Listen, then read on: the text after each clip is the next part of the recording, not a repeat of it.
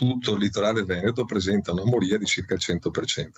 Questo significa che per gli operatori da circa 15 giorni sono tecnicamente a casa. 100% di moria di vongole, circa il 60% di cozze. Sono i dati allarmanti di un settore al collasso. Granchio blu e mucillagine hanno messo in ginocchio la produzione e le colture. Noi venerdì scenderemo in piazza per sensibilizzare l'opinione pubblica sul tema della sostenibilità ambientale, produttiva ed economica di questo comparto. Alle 8 di mattina di venerdì 40 barche lasceranno gli ormeggi da Chioggia e Venezia diretti alle Zattere. Le barche rimarranno legate lì. Una delegazione incontrerà l'ammiraglio della Direzione Marittima di Venezia, la prefettura, alcuni esponenti della giunta regionale e del Consiglio. Cosa possiamo fare?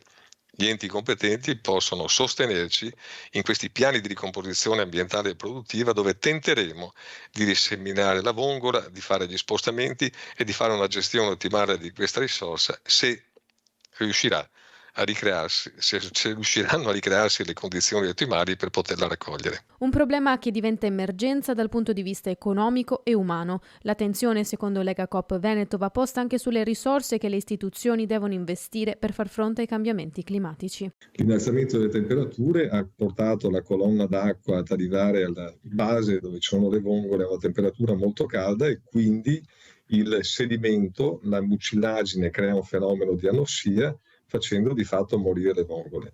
Tutte ragioni che portano i pescatori venerdì a manifestare. L'iniziativa promossa da Cogevo dopo la riunione con le associazioni di categoria Lega Pesca, Federcoop Pesca, AGC Agrital e Coldiretti. Chiediamo davvero una solidarietà da parte di tutti, in particolare delle istituzioni. Siamo sfiniti, siamo in una fase dove le energie mancano.